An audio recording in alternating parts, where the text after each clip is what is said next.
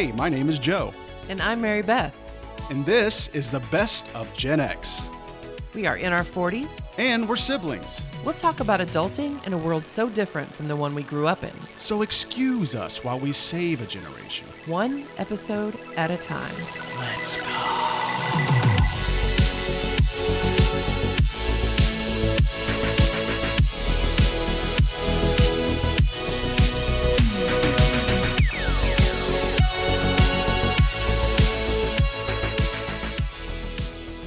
Hey, Joe. Hey, Mary Beth. How's it going? Good, how are you? I'm doing all right. Well, I'm glad you're doing all right. I'm excited to be here. Well, I'm excited that you're here. How's your Christmas shopping going? It's going well. I've only spent about 20 minutes. I'm not doing the hybrid. I'm just doing online. But my daughter, super organized, texted me links, specific pictures. I know exactly what to get. Same. So there's zero element of surprise. Right. But she will still be excited. And then my son, God love him, he sends me a pretty extensive list. Now, to be fair, he said, I'm not expecting all of this, but this is just what I had on my mind. Sure. So just kind of pick and choose whatever. But he's not as organized. So he just sends me the name of something or like in general, like an item, a generic sort of item description, but I don't know specifically. So I'm going to have to like work a little bit harder for him.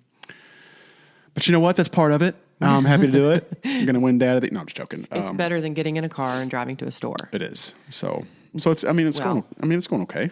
We talked about Christmas shopping and some gift ideas in the last episode, and I cannot believe I forgot to mention one of my favorite sources for very unique gifts. So I wanted to share a website called Uncommon Goods. It's really for any occasion, birthdays, retirement. You can customize and personalize things. Uncommon Goods. Go to the website, check it out. Let it be your go-to if you're someone who really struggles to find the perfect gift for your loved one. So I definitely wanted to mention that. Also, I'm sporting some of the cutest, coziest socks I've ever had on my feet. Have you heard of Mucklucks? Mucklucks, like M-U-C-K-L-U-C-K? M-U-K-L-U-K. No, I have never heard of Mucklucks, but I have a feeling that you are going to tell me all about I'm Mucklucks. going to tell you. So they have that like no skid or no slip. I don't know what it's called. I'm running on very little sleep, but yeah. So around these parts, as far as I know, the only place you can find them is Ace Hardware. So the Ace Hardware down the street from where we live, they carry them just for me. Last year I went in there and I said, "Where are your Mucklucks?" Oh, because I was getting a new pair for the season, right? When their Christmas stuff came out, there were no Mucklucks. Okay. And they were like, "Oh, we didn't order them this year." And I said, "I must have them." It was heresy, my friend. So they took my number. Are you being serious? I'm being serious. They ordered them. A couple days later, they called me, said, "We've got our Mucklucks in." And they had a whole spread of different styled, like they're called the ballerina slipper. So they're just like clouds on your feet. And right now I'm wearing the like higher ankle sock. I mean, it kind of goes up to my calf, and they are so comfy, cozy, soft, and they come in all different colors and patterns that are like winter and Christmas themed. And so I got a few pair this year. You made Ace Hardware take your number and call you? I didn't make them. They offered. What is wrong with you? They offered. And what is wrong with them? They offered. Hey, that's what you get when you live in a small town. That is the most small town thing I can ever. And you would have never in a million years made me guess that you got that at Ace Hardware. It'd been the last place I would have guessed. Exactly. But they have everything. And if you are looking for last minute gift ideas for your lady, go get her some Mucklucks. She will be in heaven. Why does it only have to be for a lady? I just think that the patterns are more suited to women. Okay. I can't see you wearing like the socks that I have on right now. I'm not effeminate to you? Not one bit. Okay. Not one bit. But hey, it might, dudes out there, go get you some. Okay. I'm just trying to be one for all. I'm just trying to be a man of all people. They have socks. They even have leggings that are very soft. They have toboggans. At Ace Hardware. That Ace makes Hardware. a lot of sense. I know. I think. Hey, you'd be surprised. I could stay in Ace Hardware for hours. Really? Yeah, they I have would so much. not have pegged you as an Ace Hardware. I mean, they have like sauces, like oh, they do have some of that. That Yeah. you are correct. Because last time I was in there, I was like, why do they have this? yeah, you can go to Ace and Okay. be like, I need some gum and some socks and some paint, and just like get it all there. No, you're right. You're right. It's pretty diverse. So Mucklucks, go get you some. Go get your lady some. I mean, listen to you like pitching these products. Like, are you getting a kickback of any we sort? are getting no kickback whatsoever. I'm talking about you specifically. Nope. Okay. Then I'll probably shop there. She's like, go get those Mucklucks. They're awesome. With the discount code, MaryBeth 2024. No, our podcast hasn't reached that level yet, unfortunately. We're going to. Hey, we're going to. We have no sponsors. Give it time. And one thing before we get into today's topic, I wanted to mention we have one more episode to go. It's hard to believe. We'll have a special guest with us who has a heartwarming holiday story to share. So, in that spirit, for our final episode of 2024, we would love to share your Christmas story too. So please text the show. You can click on the link above the show notes or email us at thebestofgenx@gmail.com. If you know us personally, reach out to us on Facebook. Tell us your Christmas story. We'd love to hear about your favorite memories, traditions, toys, a special life event, that funny story about how you fell off the stage during your kindergarten Christmas pageant, the best gift you ever received, your favorite movies or songs of the season. We would love to include some of your Christmas stories and share them with our listeners to close out our first year of the Best of Gen X podcast. That's awesome. Super exciting. Yeah, me too. Hope we get a lot of feedback. Yeah.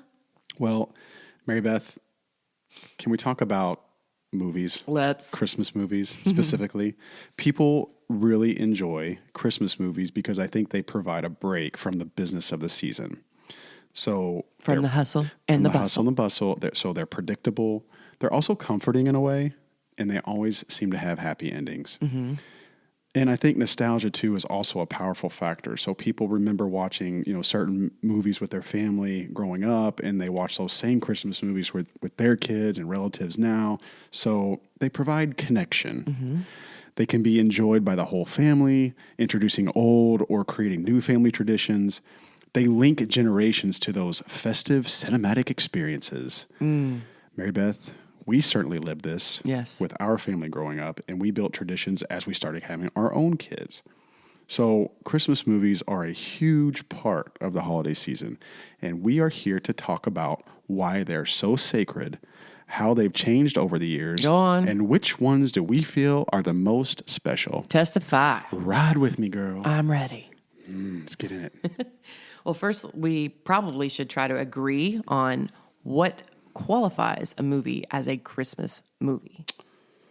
I was curious about this Okay. because I have very big feelings about Christmas songs and how some people try to pass off songs as Christmas songs that have no business being on that rotation. Okay. Well, before we do that, Yeah. should we get into how they've evolved over time, like sort of the evolution, or do you want to go through that first?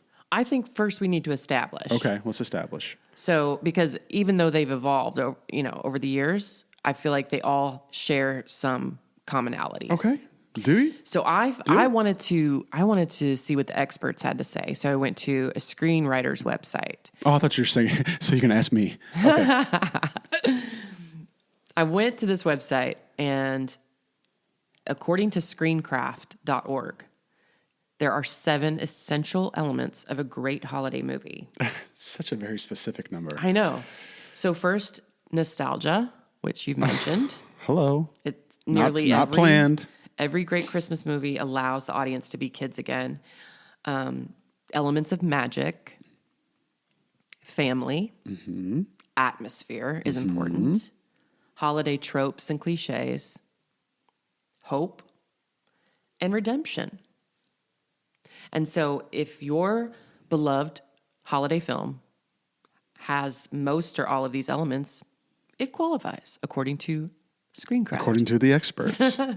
I mean, I agree with that. I agree with all of that. I think I do too. Yeah, the magic one was cool. I mean, that's for sure. Okay. So, How have they changed? So they have definitely evolved over time to sort of like reflect, the culture changing, technology of the time, Sure. and sort of like just a wider array of genres and themes. So in 1898. Oh, we're going to the way back. We're going back. But I just want to give the listeners a taste of kind of how it all started. So in 1898, the first Christmas movie was called simply Santa Claus. It was a 2-minute film from the United Kingdom. Really? Believe it or not, 2 minutes. 2 minutes. 2 minutes. I mean, it had to be riveting. Those 120 seconds had to be just amazing. Just had you on the edge of the seat. But that was actually that. So, historians say that featured the first on-screen appearance of Kris Kringle. Okay. So the mythical or, the character of Kris Kringle. The 1940s, Christmas films were often based on Dickensian. I love that word. Yes. Dickensian themes and tropes. Yes. Okay. So Charles Dickens is what we're talking about. Right. For those less educated folks. Right. Novices. Novice. Yeah. The 1950s, Christmas films moved away from Dickensian themes and became more romantic and musical. Yeah. Okay. Yeah. So then you go to the 60s, 70s, and 80s. Christmas films expanded into new genres, including animation, horror, children's films, and even action. Okay? Yes, true. All true. In the 1990s, Christmas films became more eclectic, including children's fantasies, action-packed dramas, and horror films. And then in the 2000s, Hollywood began to balance sort of like this children-centric theme of the films with romances and big-budget independent films. Right. So that's kind of been the evolution of it. I feel What like say it's you? more of a de-evolution. Really? Yeah, because I don't know. To me, it's hard to break away from it. It's hard to break away from the ones we grew up on. I just don't know that you can. I don't know that you can come up with a long list of Christmas movies in the last, 20 years that really give you all the feels. Yeah. Like, I feel like it's an exclusive club, the movies that we grew up watching. I just don't see the more contemporary movies competing, in my humble opinion. Well, I think your opinion is very humble, and I think it's very accurate because there's a couple that I'm going to talk about later as we talk through, sort of our favorites, if you will, or what's in our rotation. And what I would consider to be more recent ones or newer ones, I looked back and I'm like, oh yeah, 2003. So it's like, to your point, the ones I feel like are recent that are good are like 20 years old. Yeah. You know what I mean? So it's like, I even find it now, I'm really going to expose the nerd in me, but I even find it hard to invite new Christmas movies into my life. Like if a new one comes out, you play hard to get. I do. You're that person. I do, I guess. I just feel very strongly about. Yeah, I mean, I'm fairly open to some non-traditional stuff, but yeah, I guess I'm kind of like you in a way. Yeah, and I'm open to the non-traditional. My point is, I just don't know that the movies now that are centered around, I just don't feel like they're as magical. Mm-hmm. And so I don't feel compelled to watch them as easily. You're like, you're a poser. Poser. Yeah. Humbug. Yeah. Humbug. I can totally appreciate that.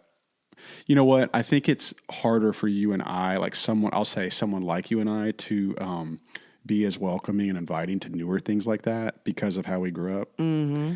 I think somebody that just doesn't give a rip about watching Christmas movies, or maybe they have never even heard of some of these legendary films that we'll talk about. Like they just don't, they're like, I don't know if I've seen that. I don't know if I could relate to that person. I can't even put my mind, I can't wrap my head around as like, a human being. Yeah, I can't. Right. They would never be my friend in real life. But I think those kind of people would be more inviting to something new because they don't know any better. Right. They don't know any better. We sound so elitist now. But we totally are. We are when it comes to Christmas. And I'm going to own it. We're going to own this. Yeah. But yeah, I think you're right.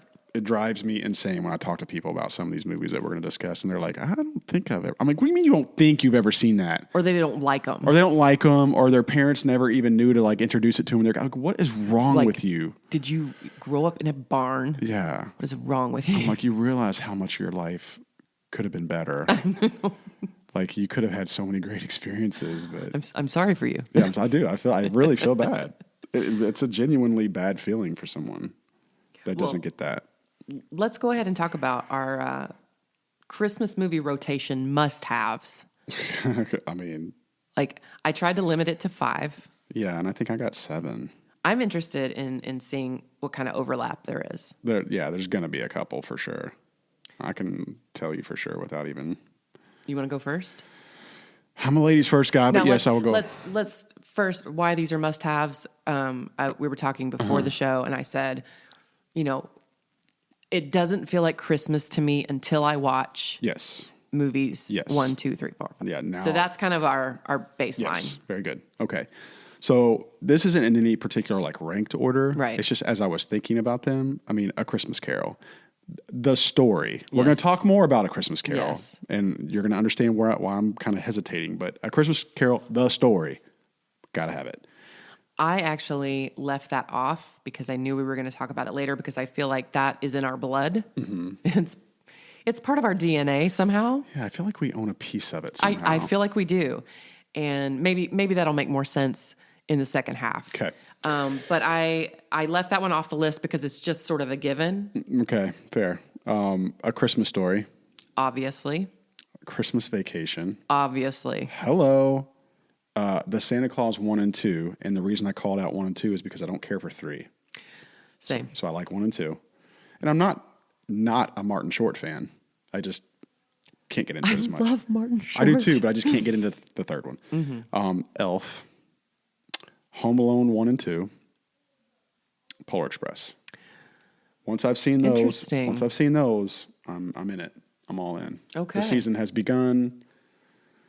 Well, we Fa la la definitely... la la, la la ka-ching. I'm joking. Go ahead. I had Christmas Vacation. I also had A Christmas Story. I love that TBS plays it 24 hours straight on Christmas. Baller status. Home Alone. So Christmas Vacation, A Christmas Story, Home Alone, those 3, it's not the Christmas season until I've watched those. And then I tried to narrow it down to 2. I did have an honorable mention. I had to put down A Charlie Brown Christmas. Classic. Christmas time is here. I love that whole aesthetic. I love the characters, obviously, and I love the music of that one. I love Linus on stage telling the story about the birth of Jesus. The way they dance, we've always Hey, the Charlie Brown dance is sexy. It is. If you know, you know. Yeah, that's where I get my best dance move is Charlie Brown. And then I had Rudolph, the claymation. Also classic. And then finally, The Holiday, one of my favorite holiday movies. The Holiday? The Holiday. I'm talking Kate Winslet, Jack Black, Cameron Diaz, Jude Law. Have you ever seen it? I've never seen it. We must watch it together. That's one of those non-traditional ones I don't know that I've ever seen. Oh my God. It's actually not non-traditional at all. It's a Nancy Meyers movie. And it's non-traditional compared to what we appreciate typically. Yeah. It came out in 2006. I'm just obsessed with it. I'm so inspired by Kate Winslet's character. They basically switch houses. So Cameron Diaz is wealthy. She has this big mansion in LA. They both go through some heartbreak right before Christmas. And then online, by chance, they find each other and agree to do a home swap. Mm-hmm. So Kate Winslet travels to LA to stay in her mansion. Cameron Diaz travels to Surrey, England to stay in her cottage. She meets Jude Law, who's Kate Winslet's brother. Mm-hmm. And then Kate Winslet meets Jack Black. And so they basically are just trying to escape their lives and just get a change of scenery. for the holiday for 2 weeks. And it's just beautiful. And because it's Nancy Meyers, it's very much in that Nora Ephron kind of aesthetic. And so it's very timeless. Those two women are, I can't find the word right now to boast about their ability to create an atmosphere, a mood with everything from their wall color to the lamps in every scene. They're both very careful about creating timeless visuals that I think The Holiday certainly fits in that. And my honorable mention was You've Got Mail. And it's one of those that I think people would argue is not a Christmas movie. To me, it is. Never heard that ever once in my life. You roll your eyes. Once in my life, I've never heard that. You've never heard someone refer to that as a Christmas movie? No, is that like the female version of a dude saying Die Hard? I think it might be.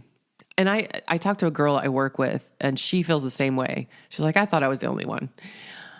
There's something about it, again, the atmosphere and mood that's created in every scene. It's just picturesque. And there's a coziness to every scene. Everything from what Meg Ryan's wearing to her cozy little children's bookstore that she's in. Somehow they managed to work in twinkly lights in the background in every, it's amazing. I got you. And so it does give me the holiday feels, even though the movie spans an entire course of all seasons. It starts off in the fall, and then Thanksgiving, and then Christmas, and then it ends in the spring. And that's all very purposeful to the plot. But I have to put that in. When I watch that movie, I'm in the fall, the pumpkins. I'm in that world, and then the holiday for sure. Do you like that movie? I honestly, I probably haven't seen it since I was 20. Oh, so last year. I watch it at least once a year. So last year. I watch it at least once a year. No, I mean, it was good. Yeah, it was definitely a good movie. I just never.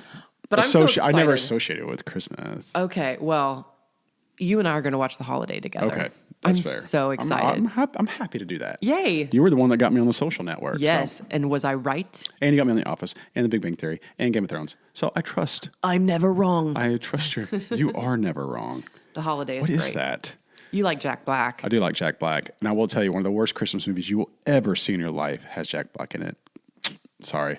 So my daughter stumbled on it a night or two ago. She's like, let's try to watch something different. So she saw it. It's called Dear Santa. Stupid young people. It's called Dear Santa, and it's Jack Black. And the premise is this little chubby kid that's kind of a nerd, doesn't have any friends, likes this really pretty girl.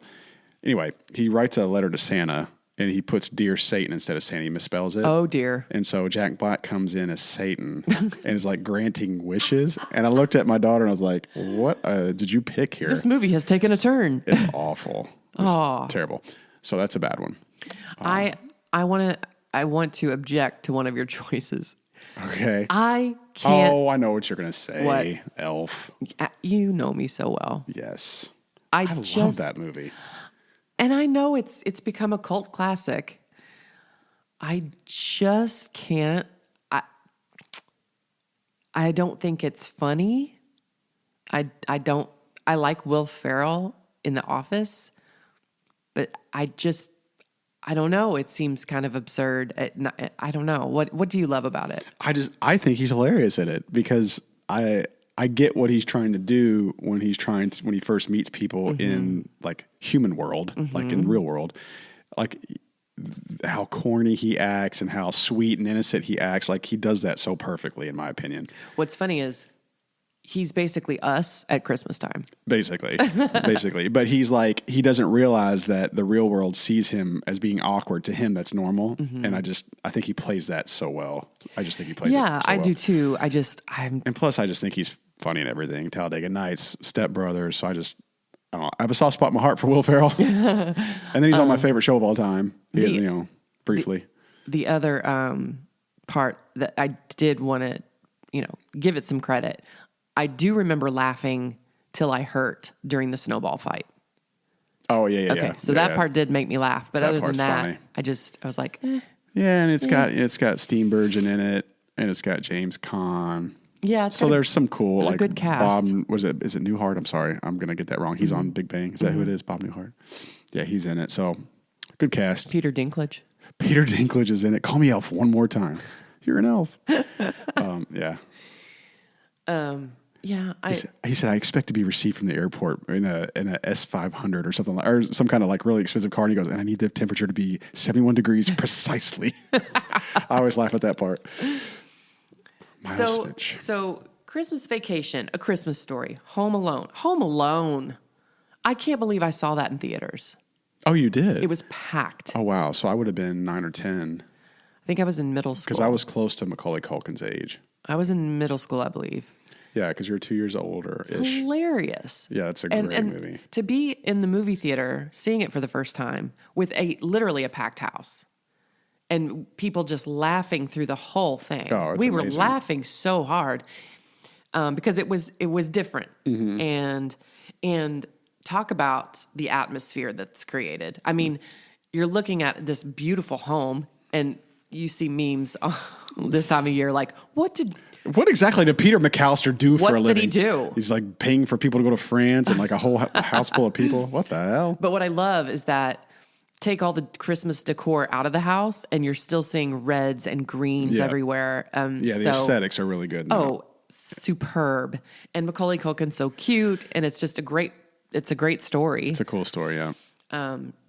And the music, John Williams. Oh, that was exactly what I was going to say. It's John like, Williams. What makes some of these movies It is John amazing. Williams, isn't it? I think so. I'm pretty sure. No, I think you're right. Just the magic that he can create. Yeah, unbelievable. So And I think we may have talked about this in another episode when we were doing the 80s movies. Mm-hmm. But if you recall, maybe, potentially, this movie was done. Did you know where the inside of that home, the set, what they built it on? Did I ever tell you this? I don't know. So I think it's on Netflix. They have a documentary, The Movies That Made Us. Right. And that set on the inside of the house was in a high school gymnasium. You're kidding. No, it's amazing. I couldn't believe it when I first heard it. It blew my mind. So obviously the outside shots are from an actual house, that house. But the inside, they built the set in a school gymnasium in Illinois. Wow. Couldn't believe it.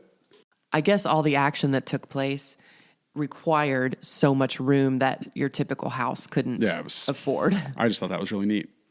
So there you go. Yeah. Those are your must-haves. And if you don't have those in your rotation, what is wrong with you? Yeah, exactly. Just get out of the season. Just be done because we can't, we have to keep moving. Like the season has to happen. Just go humbug yourself. Yeah, if you're going to be slow about everything, just don't. You're not welcome here. You're not welcome here. But I agree. The music, like Polar Express is kind of a newer-ish one we talked about. Yeah, and that's become a whole experience. Well, here's why it was kind of special to me. In the intro, I talked about traditions and linking generations, and we kind of made it a thing when our kids were growing up and they were little, like wearing like onesie Christmas pajama little. Our tradition was watching Polar Express on Christmas Eve night. Yeah. And that was our thing. Aw. So that just kind of became a thing. And that's why it was kind of special to me. I'm not saying the story was fantastic or any of that. It's just that it meant a lot. But the music is good in it too, I think. Yeah, I do. I agree. The music is beautiful. So The animation is really pretty. yeah, and now they have the Polar Express trains. That's what I mean. Like it's become an so it's become a thing. experience. Yeah. So you can like get tickets to go on this Polar Express. I mean, they do that around here. I don't know. Yeah. about- They do it in some other places. Like I think they do it in New Jersey. I've heard people tell me that. So yeah. It seems like it would be fun if you had little kids. I wouldn't recommend something like that for adults. I couldn't handle all that racket. Yeah, I'm not about that life now, but when they were little, certainly. But I'm with you though. I think that I love when you can connect a song, like a Christmas song, to a particular movie, even because you're like it plays in that certain scene. Right. I'll do that to my daughter sometimes. Like we'll be in the car listening to the Christmas station, and I'm like, "What does that song remind you? Or what movie does that song remind you of?" And she'll be like, "Oh, wait a minute, I'll get it." And I'll be like, "Home Alone," when they're in the airport. Run. Yeah, exactly. So great. So there's just little moments that make you think about the different movies and all that kind of stuff. So that's kind of cool. I want to know what the F happened to claymation. Claymation was Where did it go? I was obsessed with claymation as a Same. kid. Obsessed. Where did it go? Where did it go? But why was it so cool? Like, why were we so enthralled by this? And why is it still so adorable? It is. I mean, Because it's not cartoons, it's not. but it kind of seems real a little bit. I mean, it's why I prefer Rudolph to Frosty, because Frosty's a cartoon and Rudolph is claymation, and that just makes it cooler. It is so cool. Little drummer boy, Yeah. I was obsessed with that claymation Santa Claus stuff. is coming to town. I feel like we're missing one. Rudolph, Santa Claus is coming to town. Those are the two big ones. I feel like there's one other. Maybe not. Maybe I'm mixing up a story within one of them. Little drummer boy. I think those. That's probably it. That's probably it. I But still, watched all of those that we just mentioned I last did. week. I did too. I did too. Friend. Yeah, I did too. Because Disney Plus has, for sure, they have Santa Claus is coming to town. Because I watched that one. I can't remember where I watched the other one. I mean, But it's amazing. I wish they would do more. I wish they would. And I feel like, these creators, I guess, want to move toward animation that seems more and more real. I don't understand the point of that. If you're doing an animated movie, why must you make it as real as possible? Because animation is so different. Claymation, on the other hand, is so adorably not real. Right. It's like watching your favorite figurines come to life. Exactly. And I just don't understand why they don't do those anymore. They're incredible. They should. Maybe we should look into that. We should probably write a letter. Dear Satan. Yeah, I was going to say, who do we write that to? Where would that letter go? Dear Satan. Yeah, Yeah, I really miss claymation. I do too. And I felt like every year it was imperative that we were home on the nights that these things came on TV. Charlie Brown Christmas, Rudolph, and Mickey's Christmas Carol. Oh, which is only like 26 minutes. It is not long at all. But it's one of the best 26 minutes of your life. I loved Mickey's Christmas When we Carol. were kids, it was all about getting home in time to watch these things, because if you didn't, you missed it. Unless you recorded it on a VHS. You missed it until the next year. Even when VCRs became the norm, it's not like we had these collections of our Right. own movies unless Right. you recorded it yourself. And if you were really committed, you cut out the commercials. Yeah. But I remember feeling such glee when, as an adult, when I went and I had my own home and my own family, I went and bought all my favorite Christmas movies. That's what I did. That's what I did too. That's it what felt I did too. so great. I did that too. I felt like a child like again. You'd see it in that little that shelf by the checkout, like at a JC or somewhere. Yeah. And you're like, and you'd like, I gotta have it. I can own it now. I'm an adult. I can have my own. I would do that all the time. It's only $5. Yeah, it's a great feeling to be able to, to buy them or to like have them on streaming. And I want to be a dentist. Yeah, I love those claymation movies. I was so into those. Yukon Cornelius. Yeah, Yukon Cornelius. The Wins abominable again. Yeah, and then it had the narrator, like the little snowman. Oh, the and narrator. he goes, when the abominable snowman came. And who was the narrator? It was Burl. Burl Ives? Yeah, wasn't it? I want to say yeah. Yeah, I feel like it was. And then the Frosty the Snowman narrator was Jimmy Demerit, or was that his name? Oh, yeah. I know who you're talking about.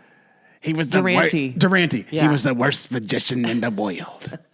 Yeah, with the big nose. It was on TV the other day because I was, again, streaming all these cartoons and claymation and stuff, and Frosty came on, and I'm in the bathroom. Josh is laughing at me because I'm waiting for that part. I'm waiting to hear, busy, busy, busy. I got to get busy writing. Yes, sir. We're such geeks. I know. Well, hey, I said Jimmy Demerit. That's like a pro golfer from like it's like 1890. hey, we are such experts. Yeah, no geez. fact checking needed. Caught myself. So let's take a break. When we get back, we're going to each share what we think is the greatest Christmas movie of all time. We're going to do a little deep dive into each one. Mm-hmm. And then we're going to talk about A Christmas Carol. And you will be amazed at the story we have to share.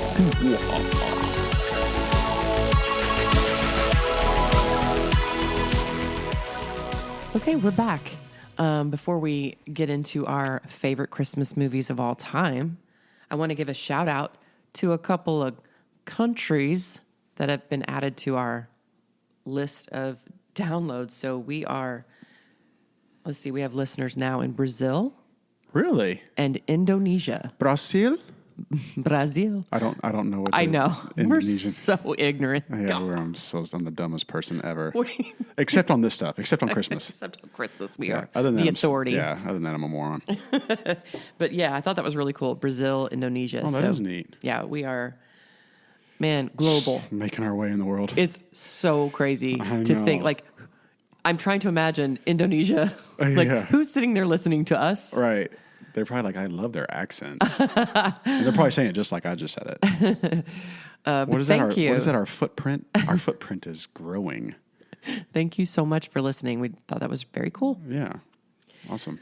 Okay, I think you should go first. I'm really excited to hear what your favorite is. This was harder than I thought it was going to Really? be. Yes. Because there's really two that I find to be my favorite, the best. Okay. The best of the best. The GOATs, if you will. Yes. Okay. A Christmas Story. Okay. That one is very special to me. I think for a couple reasons. Okay. I feel like I can relate to some of it. Well, let me just back up. So the A Christmas Story, it's from 1983, and it's based on the humorous writings of author Gene Shepard, who is actually the narrator of the film. Yes. Love his voice, by the way. I do too. But it's following the wintry exploits of youngster Ralphie Parker, who is Peter Billingsley. And he spends most of his time dodging a bully and dreaming of his ideal Christmas gift, the Red Ryder BB gun.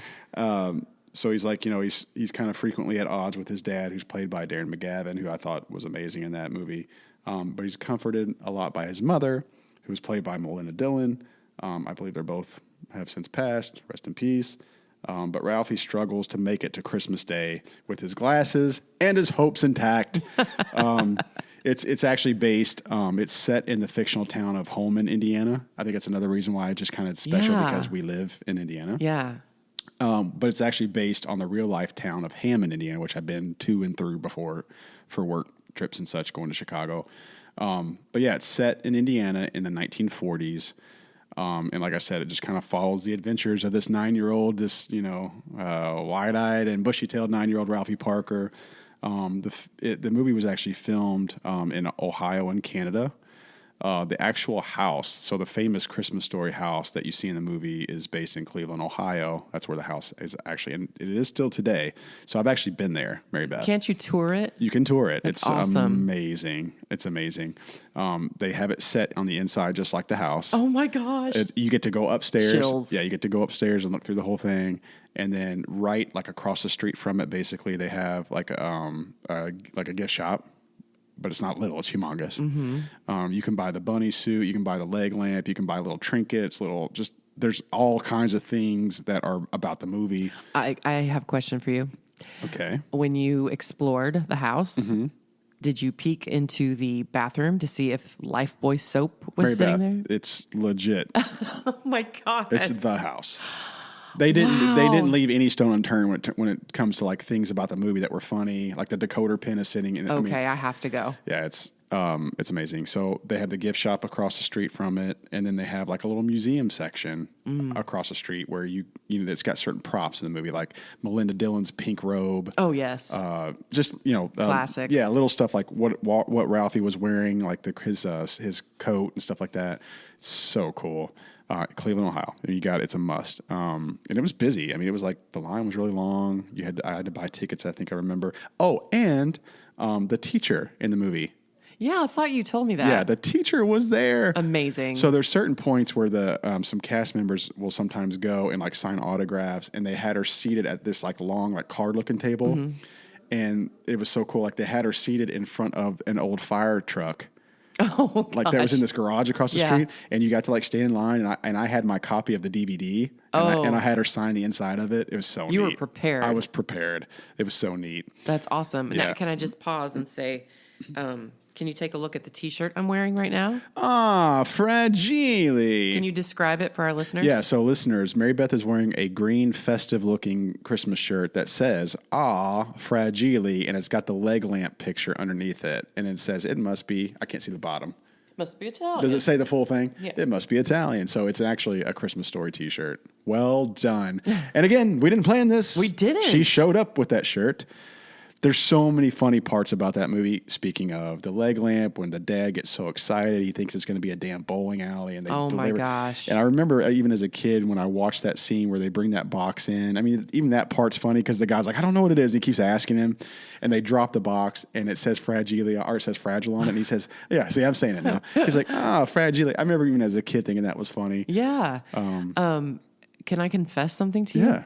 Yeah. My whole life, growing up watching that movie, I didn't understand the fuss about the leg lamp because I thought it was beautiful.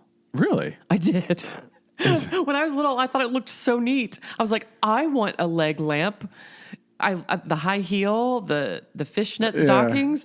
I thought, and it glows. Yeah, statue. I honestly, growing up, didn't see anything wrong with the lamp. I thought the mother was being a little unreasonable about it. Oh, he was so proud of it. His major award. I won it. Can't you see I'm busy? Yeah. Damn, hell, you say you want it?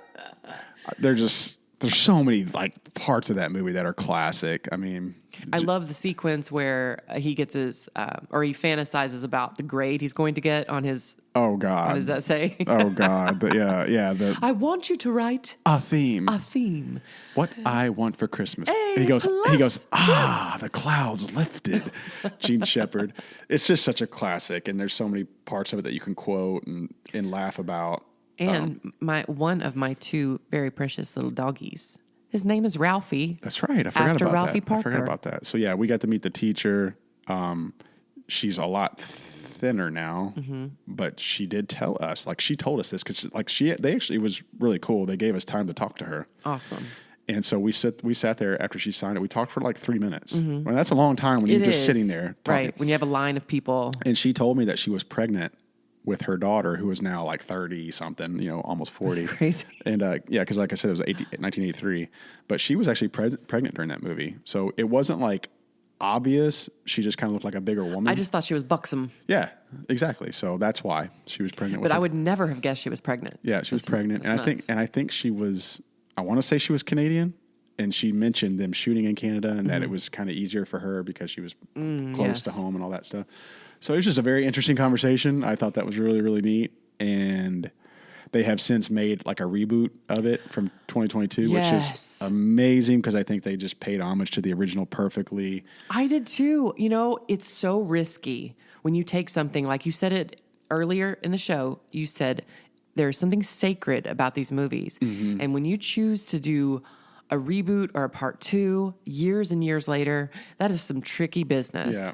And you could really F it up. Yeah. I thought they did such a great job of capturing It's perfect. the Perfect. nostalgia of. It was perfect. And I love the way that they tied the stories together. Yeah. It was beautiful. It Yeah. was creative. And they had the little background like jingles and music of it that was similar to the original. Yeah, but like how it ends up being the story he writes in a tribute for his Right. dad. It's just the way they tied it together with a beautiful bow was Yeah. just I loved perfect. I thought the narration was perfect. I loved the music in it.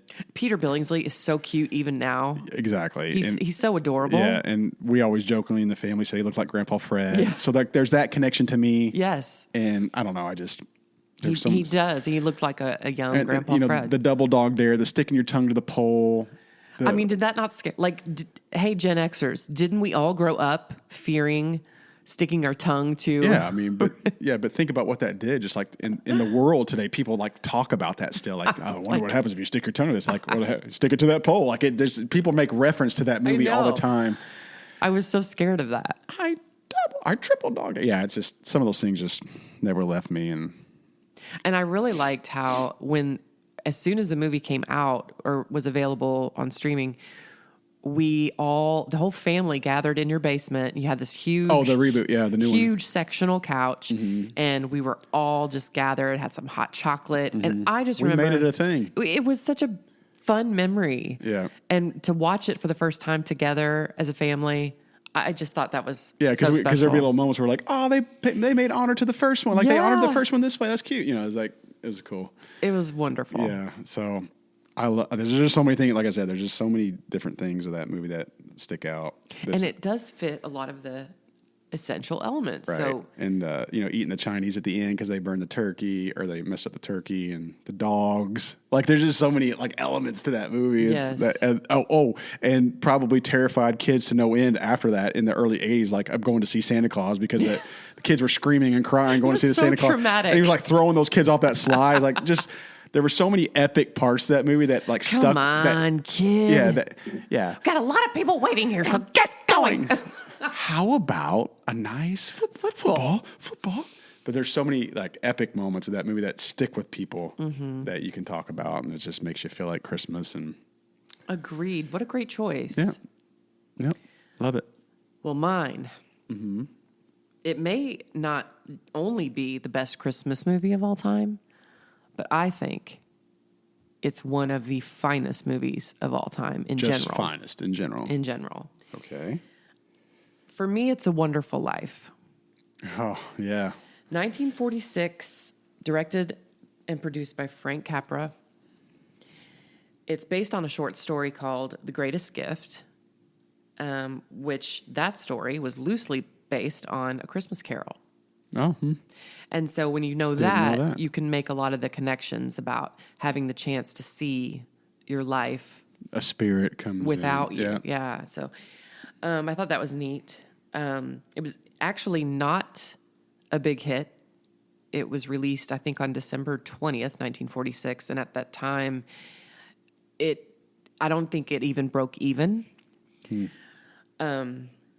Which is odd. It was nominated for 5 Academy Awards, including Best Picture. So it had mixed reviews in the beginning, but the copyright expired in the mid-'70s.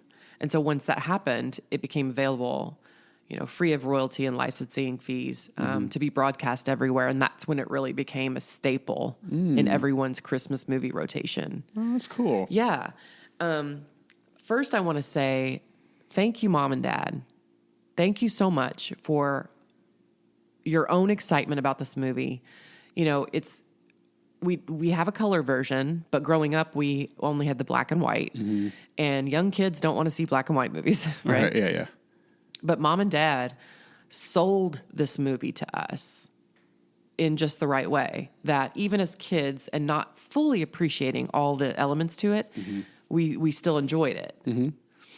And it is a movie that I'm so glad I grew up watching and then was able to see it with fresh eyes as an adult and see how incredibly layered and nuanced. Yeah, you definitely appreciate it more, is. the story more when you're oh my adult. God.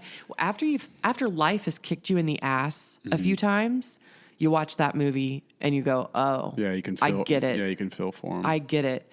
I'm going to compare it just for a moment to Forrest Gump. I'm not talking about like plot parallels or anything like that. I'm talking about the feeling, the experience of watching this movie. I feel like it's the 1940s equivalent to what Forrest Gump was or is.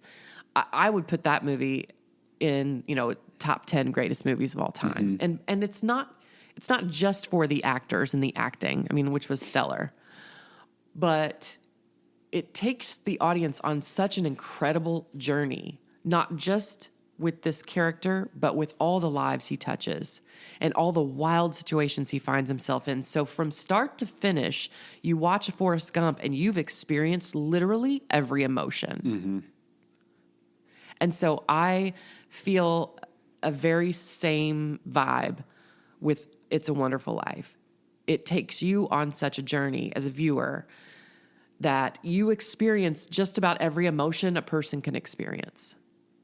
And for one movie to do that in a short hour and a half, 2 hours is pretty amazing, pretty creative. It takes a lot of talent, I think, to put something like that together. So to be able to feel so many different things in one movie is why I think this is so special. And I wanted to just give a quick plot summary. If anyone out there has ignored the movie, not watched it because it's old, or just never had the chance, it's about a character named George Bailey, played by Jimmy Stewart, who I believe in an interview once said that this was his favorite character. This was his favorite movie to do. So he's this incredibly talented, adventurous, and wise beyond his years character, even as a young boy. And after literally sacrificing his entire life without complaint for the people he cares about, he finds himself on a snowy bridge on Christmas Eve contemplating suicide. But instead, Clarence Oddbody shows up. His guardian angel, there's that element of magic, who jumps into the freezing water instead, knowing that once again, George Bailey would put someone else's well-being ahead of his own plans. And he gives George the greatest gift, which is cool because that's the book that it's based on, which is the chance to see what the world would be like if he'd never been born. So that's the premise. That alone should reel you in, right? Oh, yeah, for sure. So let me give some examples of George's sacrifices and what makes him such a beautiful character and why you want to root for him. So he loses his hearing as a child in one ear because he jumped into the freezing water to save his brother from drowning, his little brother. He prevented his boss, the pharmacist, Mr. Gower, from accidentally poisoning a child because he had compassion for what Mr. Gower had just experienced. He lost his son, and he was drunk. And that part was so hard to watch. Oh my! It's still hard to watch. I can't watch it without never crying. been easy. Yeah, never been easy to watch. Even as a kid, like we at least got it enough that got me as a kid, but as an adult, it ends me, Joe. Tough. It ends me. Powerful. It is. Giving up his dream to go to college to take over his father's business because the board will only keep the building and loan open if George takes his place because his father abruptly passes away. So he gives his college money to his little brother who just graduated and sends him off for 4 years. But when Harry graduates and returns home, he doesn't hold up his end of the deal because he's got a wife and a father-in-law who just offered him a cushy job. So George, once again, has to put off his dreams to go to college. He wants to be an architect and an explorer. So I want to pause for a second here to point out that even that night when they have a party for Harry, that he's home, and he visits Mary and he realizes he's in love with her, his ambition is fighting against his heart because that part where I never understood as a kid why he was so angry in that moment and why he was so conflicted, but I get it now. Talking about when they're on the phone with Sam Wainwright together. Yes, that was so perfect. And Mary, who's been in love with him her whole life, is, trying to seduce him, and trying to, I guess, get him to admit his feelings for her.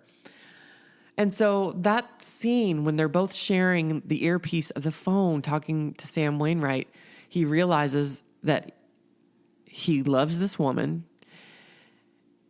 but there's that ambition inside of him going, you're not. So he grabs her and gets angry with her and shakes her and says, I'm never going to get married. Not to you, not to anyone. I won't settle down. He's itching to get out of this life because he's always wanted to explore the world. And of course they embrace and it's just fun and funny and cute and romantic. So then he gives up his honeymoon money to save the building and loan from the bank run by Potter. He's having a family and he's building a beautiful neighborhood of affordable homes for the people of Bedford Falls.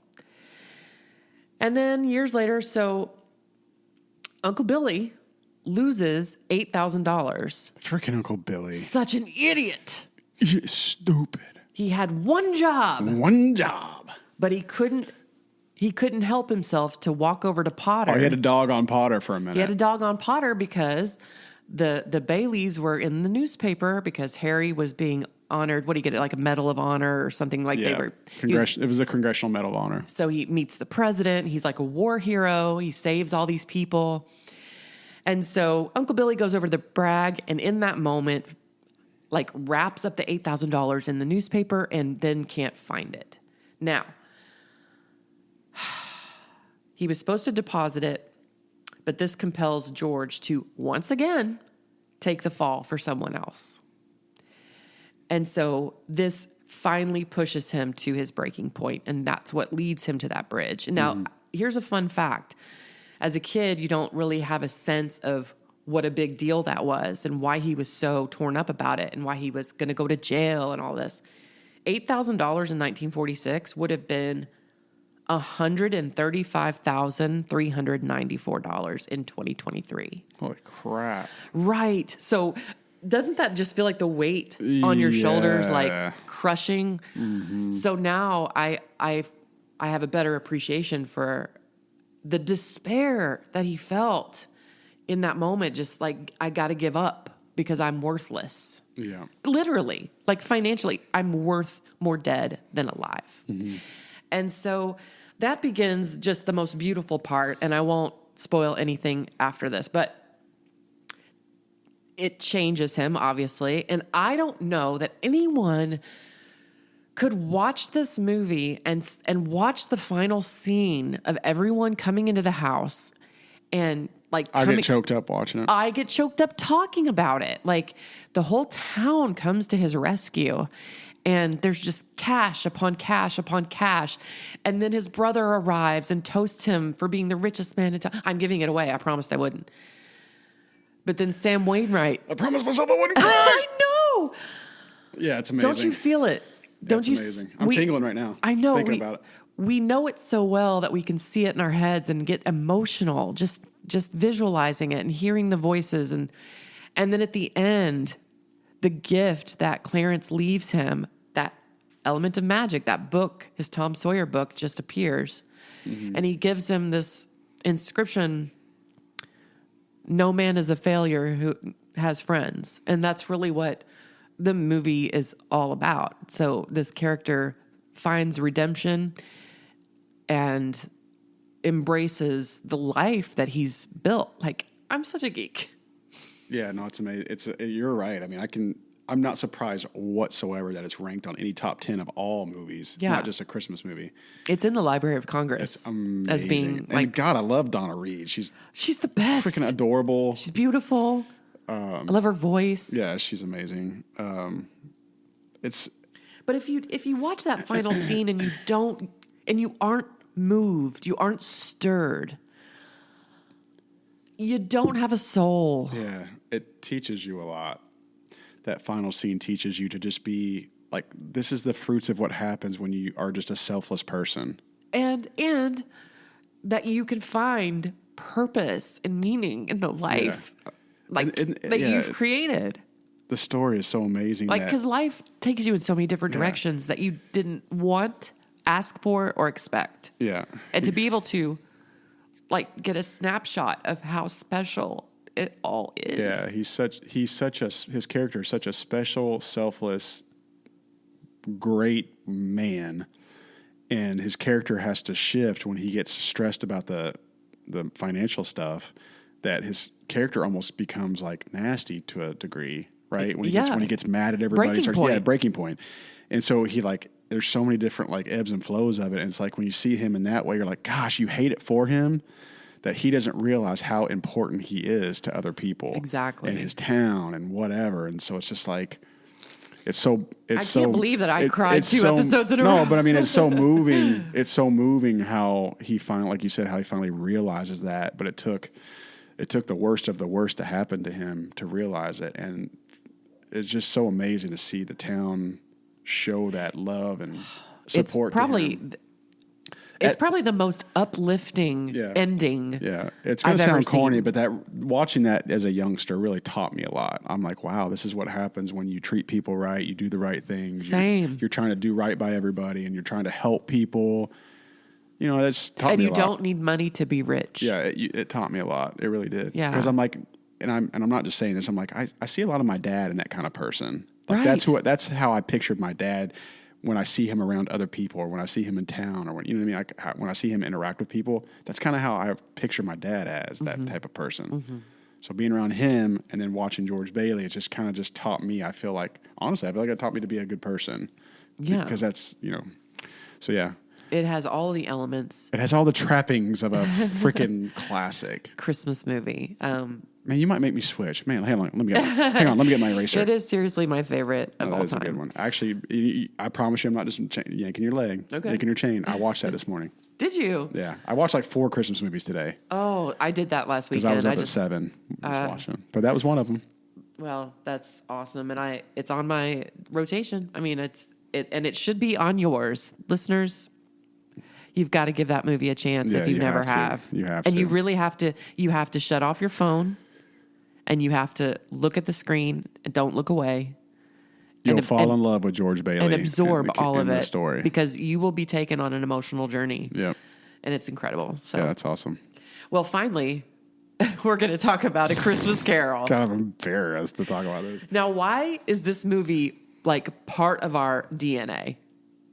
Why? How do we even start?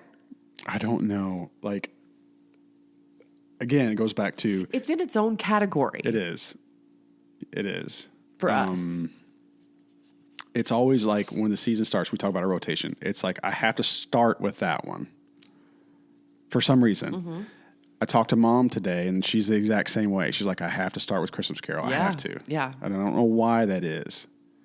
What do you think it is about that? I like going to bed watching that. I like Okay, falling asleep same, to it. Just same. it lulls me to sleep. But I'm thinking of the 80s version with the George C. Scott. Okay, well, let's talk about that. So there's people that we know that are like barely understand what that story even is. Number one, they don't know like enough about it. So like I'll talk to people and they're like, I think I've seen Christmas Carol. Is that the one where good Lord. that's what they'll do? They'll go, is that the one where I'm like, Okay, yes. this movie has been made and remade for every possible audience. Right. Like you can find a cartoon, you can Or a find a musical, musical. you can find Muppets, you can find it everywhere. Right. Even Bill Murray did the damn Scrooged version. Like, Right. You know what I mean? So there's different versions, but we have always been able to like quote like different versions. Like we'll quote the movie and we'll be like, which version is that? And Right. People are like, Quiz what are you each other. Yeah, people are like, what are you talking about? We're like, oh, that's a 1938 version.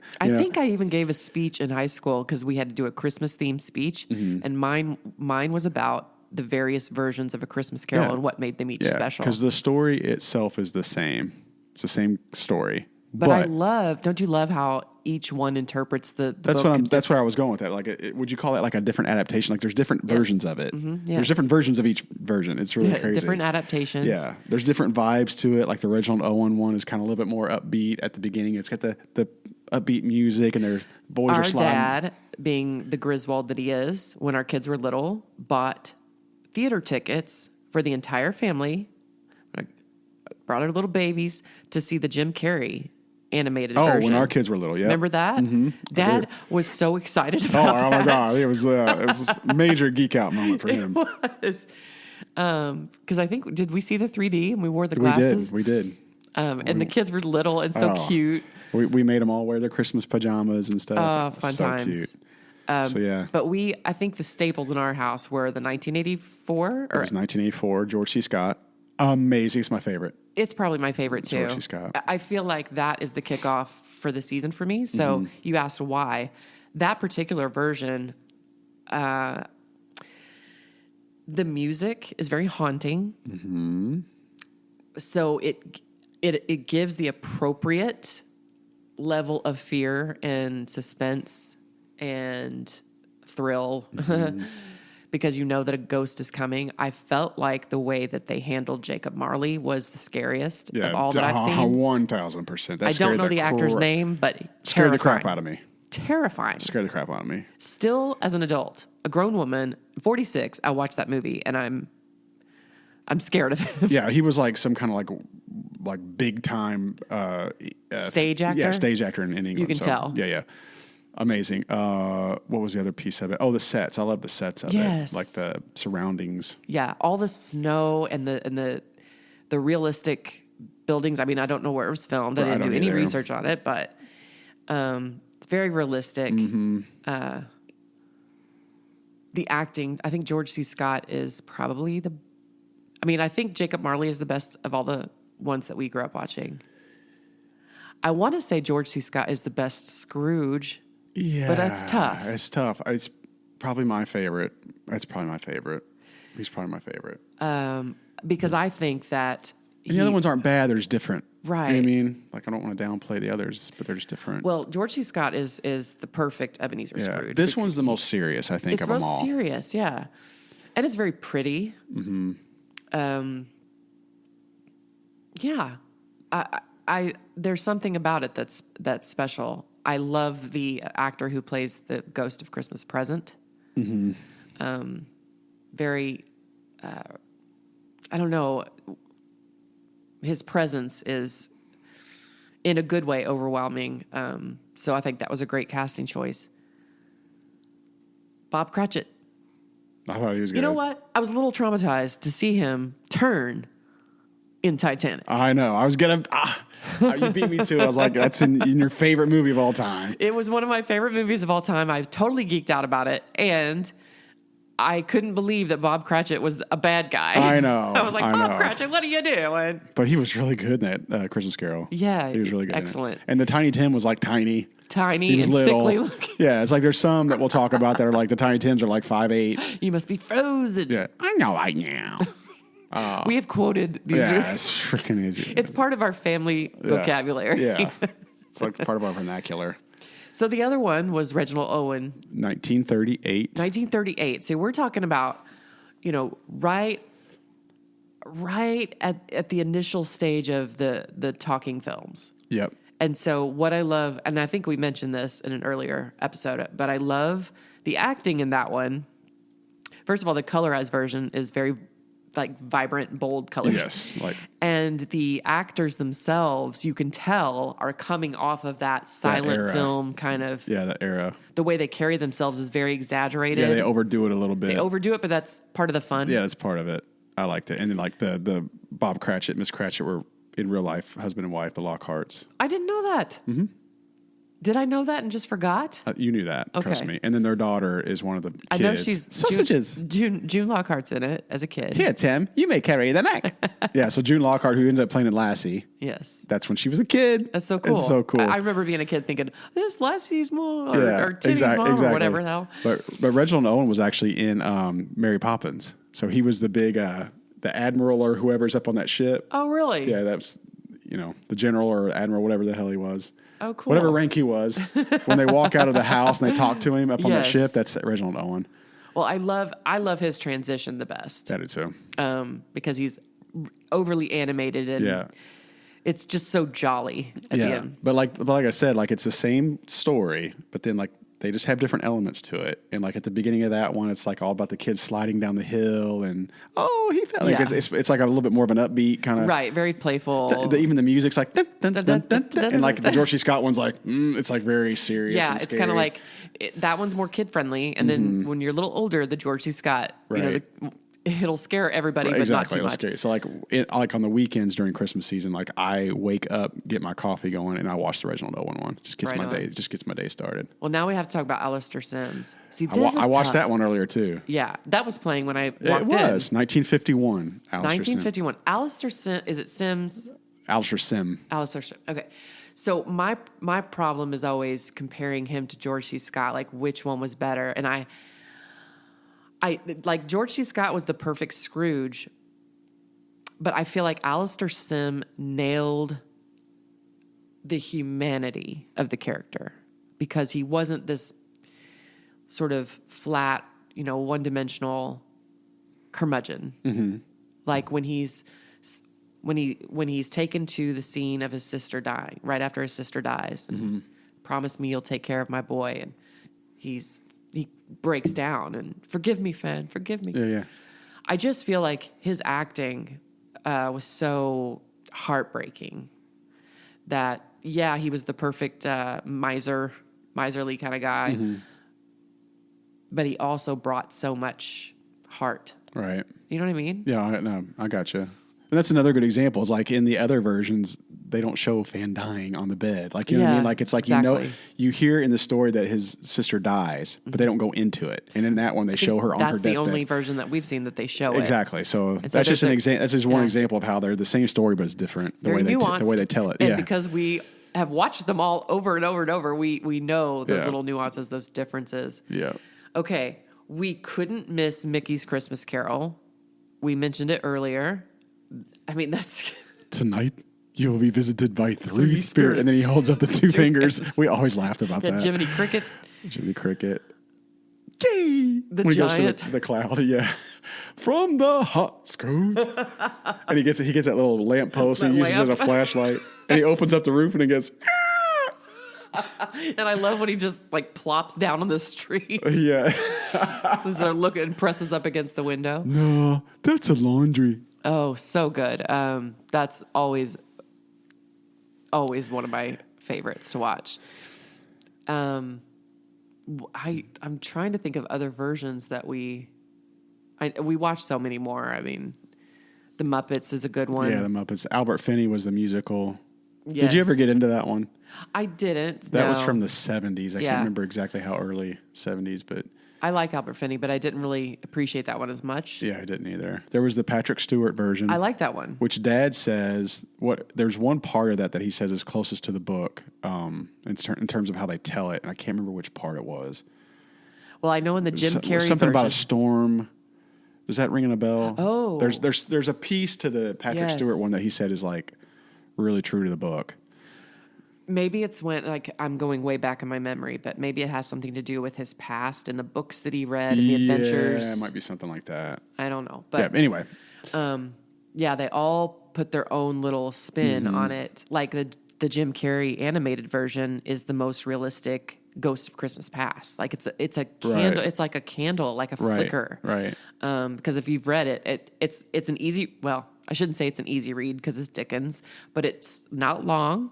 You could read it in one sitting. So I would give that a chance. Just to be able to compare, Well- and even to understand more about what you're seeing on screen. Yeah, I was going to say another great example at the beginning of that one. He's looking at Jacob Marley in the coffin. Yes. He's like, "Yep, he's dead." Like you don't see that in every version. So it's like every version just is nuanced. It's Yeah. different. Well, now I think it's time to talk about the best version of A Christmas Carol that Everybody talks about it. They're ever still, has been and ever will be. yeah, people are still talking about it to this day. Are you embarrassed to talk about it? No, I'm not embarrassed to talk about it because it was amazing. All right, you ready? Here we go. It was Thanksgiving break, 1991. 1991, November. We had the bright idea as we were at our mother's mother, our grandmother Everett's Thanksgiving. This was back when there was the fall break was 4 days, right? We had Thursday, Friday, Thursday, Saturday. Friday, Saturday, Sunday. So we had this idea because we were all thespians at heart that we were going to create our own Christmas Carol. Now, how old were we? It was November of 91. I'll tell you how I know that. Because the next year I was in 7th grade Okay. and our 7th grade teacher let us watch it. Really? And I was into that. Like I couldn't wait. That's how What much did they think? That's how much of a geek I was. Was it well received? I think I remember people watching it, but I don't remember people like making fun of it. Okay. But I was like Andy Bernard from The Office. You know, like when he watches it, he Yes. goes, some people are popping on screen. Like I was watching Mary Beth. I was watching it like super serious. Like I was like mouthing the lines that I knew were coming. And I'm like watching it like, oh, how'd I do? And I was like looking around to see everybody's reaction. So Such a basically what dork. happened was we asked our parents if our cousins could spend the night with us over Thanksgiving break. And so over a 4-day period in our basement, we managed to find costumes and a soundtrack, and we had the family camcorder, and it had this built-in fade in, fade out feature. all we needed to create our own version of A Christmas Carol. You played Ebenezer Scrooge. Of course I did. I played, Two of the ghosts. Ghost of Christmas Past. Present. And then you did the two people that were asking for money at the beginning. So Mandy and I come into your office, which was our storage room. Right. And Dad had that Dad's desk. And then it had the old bank light, that green bank light. Yes. Didn't you even have like a nightcap? I did. That you wore? From Jennifer's like teddy bear thing. Yes. That had a red and nightcap. You wore Mom's nightgown and robe. I wore her purple nightgown and the white, whatever the hell that No, white. it was a white nightgown and purple robe. Yeah. Okay. Yeah, I cut that nightcap off of that stuffed animal because it was so I remember that. I cut that off. I think I remember being like the director. Oh yeah, you were the stage director, 100%, 100%. And so I did a lot of the filming too. Steven did a lot of the filming. Yeah. So Mandy and I come into your office and we beg for money, which is important when we talk about the sequel that we made. Okay, now wait a minute. Let's just wrap this up by saying we made our own version of A Christmas Carol. We played all the characters. It was what is it? 30 minutes? 20 minutes? Yeah, about. It's not 20 to 30. All in camera editing. And we surprised our parents and grandparents on Christmas night with this treat. And they flipped the fuck out. They fucking loved it. It was so treasured, especially Grandpa. Grandpa just got such a kick out of that sort of thing. I think it was just my acting, but go ahead. It must have been. Yeah. I'm sure he appreciated my cinematography as well. I think that no man has ever been so proud of his family. Yeah. And so he got such a kick out of that and just bragged about it. Like anybody gave a crap. Right. I mean, people in But public. we were so proud of it. And then unintentionally, we did not set out to create a tradition, but we did. So with this movie, we surprised him that year. And then we had to watch it. We had to watch it every year. Now imagine this, friends. Oh, I know where you're going with this. You think so? Oh, yeah. When we were like teenagers and we were like dating. Imagine being 18, 19 and bringing the boyfriend over to meet the family for the first time. Yeah. And you go, by the way, you're going to see a video soon. Yeah. Here, actually, by the way, you're about to see me in a robe and my mom's nightgown, and I sound like I'm 8. Like I sound like a little 8-year-old girl when I'm talking. just so you know, I mean, it's coming. You'll see it. So that period of our lives was a little embarrassing. But, we always loved it. We're always proud of it, but also a little embarrassed. Clearly, I was proud of it the next year because I took it to my school for my whole English class to watch it. and I wasn't embarrassed whatsoever. Now, so special was this video that we had to eventually put it on a DVD and make copies for everyone, right? I just haven't seen it in a while. We haven't watched it in a few years. I think since we lost Grandpa, right, yeah. We kind of broke that tradition. But before Grandpa passed away, we had an opportunity to do something special again. I had this idea because I was teaching media as one of my classes, video production. Mm-hmm. And so I had access to the editing equipment and some cameras. And I recruited my former sister-in-law to help film a lot of it. And I think we did the same thing. It was like a Thanksgiving weekend. Mm-hmm. We were teachers and you were off. And I said, guys, what if we did a remake of our Christmas Carol movie, but we include our kids? Now, our kids were toddlers. I mean, how old were they? Do you remember? So I remember which job I was in. Mallory had to have been like 3 or 4. I was going to say, I remember which job I was in, and they were about anywhere from 3 to 4. Okay. They were so damn cute. Mm-hmm. And my daughter, of course, was, took very little direction. Like, she's like, point the camera to me. I got this. Right. Yeah. Bryson was a lot more shy. Mm-hmm. Navy was just a little baby. And Seth and Savannah. Savannah was an infant. Literally just born. Oh, she's so cute. And We'll pray for you. Nobody's going to get that. But No, so funny. so we had the chance to spend a weekend together. We had so much fun. Yeah, it was really fun. That was really, really fun. I mean, I had a very tight schedule. Like I knew the scenes that we needed to shoot. I knew the locations. We went to your office in Louisville after hours, and we filmed in your home. We filmed at the cemetery. Yeah, Steven was even in it. Yeah, Steven was in it. He replayed the role that he originally was in our first one Oh my as kids. God, it's so funny. And Mandy and I reprised our roles as the beggars. So we're all dressed up. We're grown ups. We walk into your office at the Humana building at the time, and we shoot the scene where we're asking for money, and we're like, What is wrong with us? what is wrong with us? And our kids had lines like Mallory and Bryson played little beggars on the street as you walked into the building in Louisville. It was in the parking garage. This is the parking garage, and they're like asking, "Give me some money, please." Yeah, it's so funny.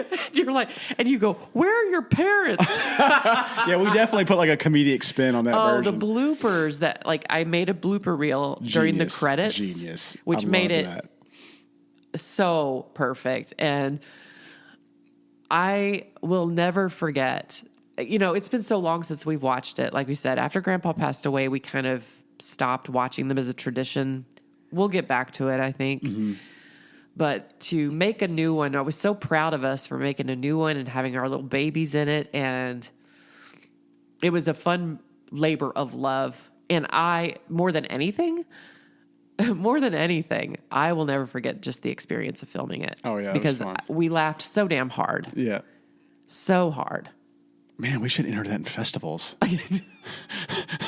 Hey, we should make a new one. Hey, Wait, is this happening? wait a minute, are we doing this?